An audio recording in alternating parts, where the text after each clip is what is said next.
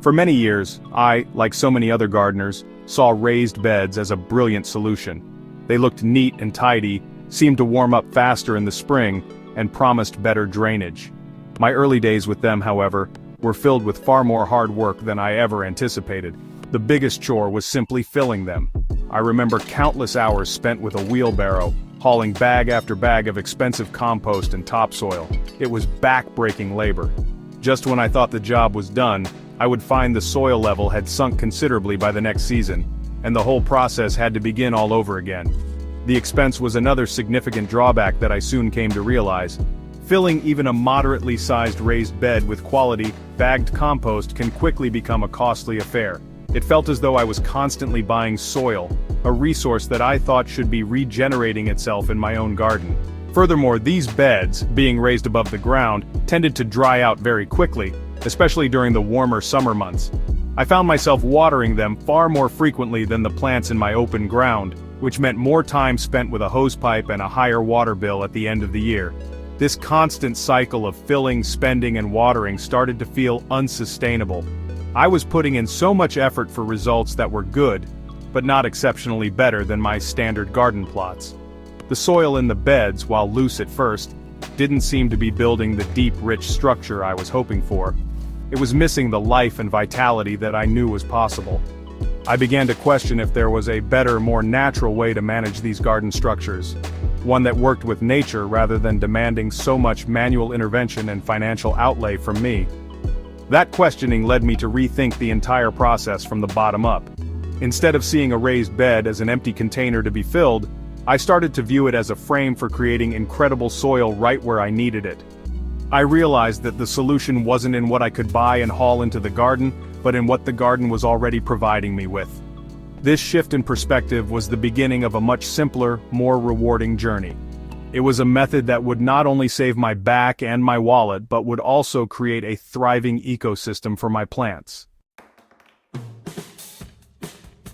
The shortcut I discovered is remarkably simple, and often known as the lasagna method.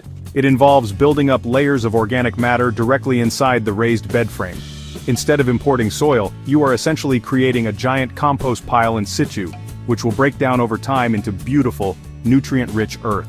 The first step is to lay down a layer of cardboard at the very bottom of the bed, right on top of the existing ground. This acts as a weed barrier, smothering any unwanted growth without the need for digging, and it will eventually decompose, adding valuable carbon to your soil. Once the cardboard is in place, you begin adding your layers, alternating between browns and greens. Your brown materials are carbon-rich. Think of things like torn-up cardboard, dry autumn leaves, straw, or small twigs. I often start with a thick layer of woody material at the very bottom to improve drainage.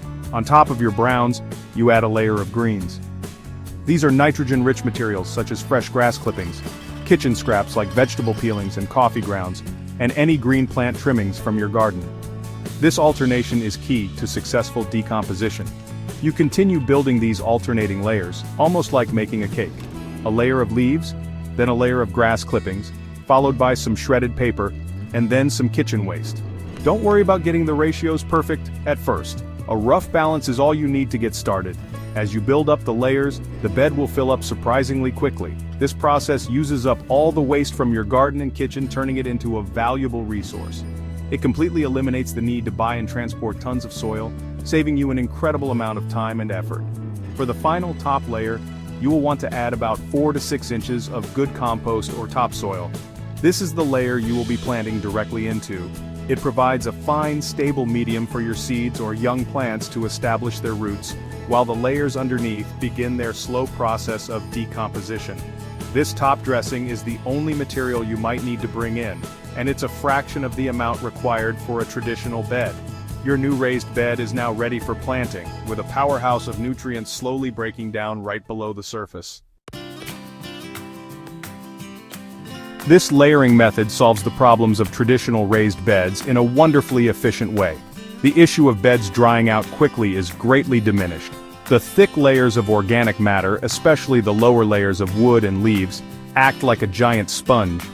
They soak up rainwater and irrigation, holding onto moisture for much longer periods than simple topsoil ever could. This means you will find yourself watering far less often, even during dry spells.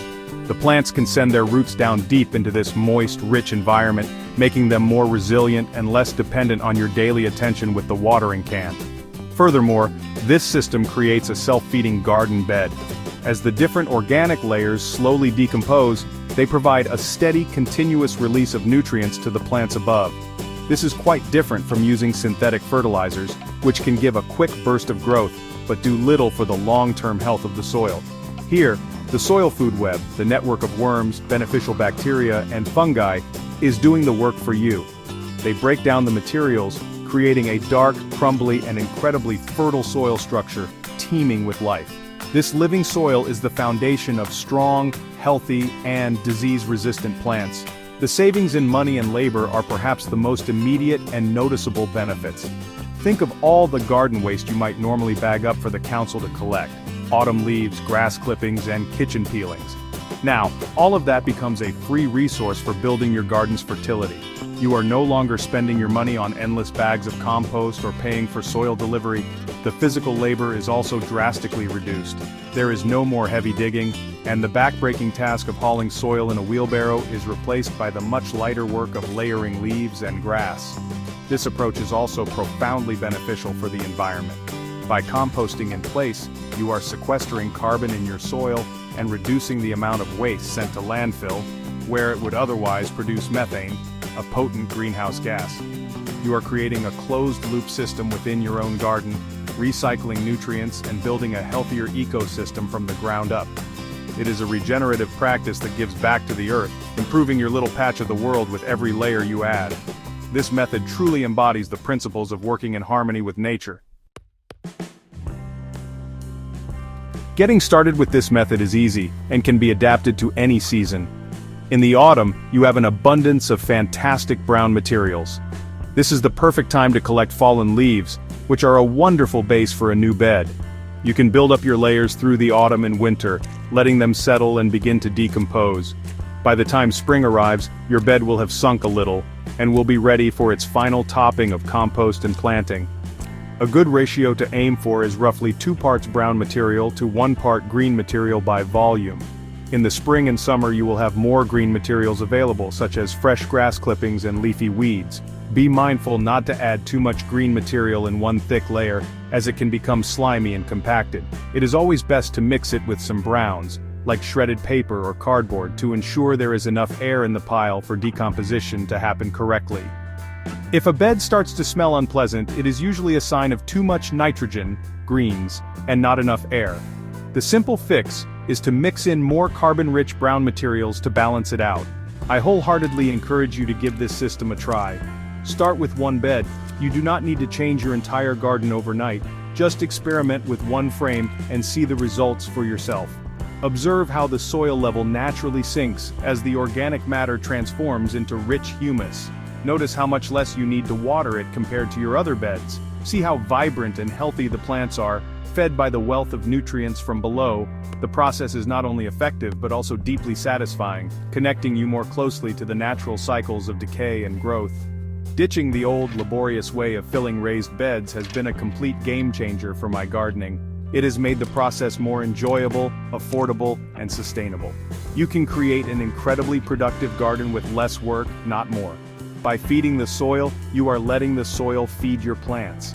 So gather your leaves, save your kitchen scraps, and start building your own fertile, no-dig, layered garden bed. I'm certain you will find it to be a more rewarding and successful way to grow.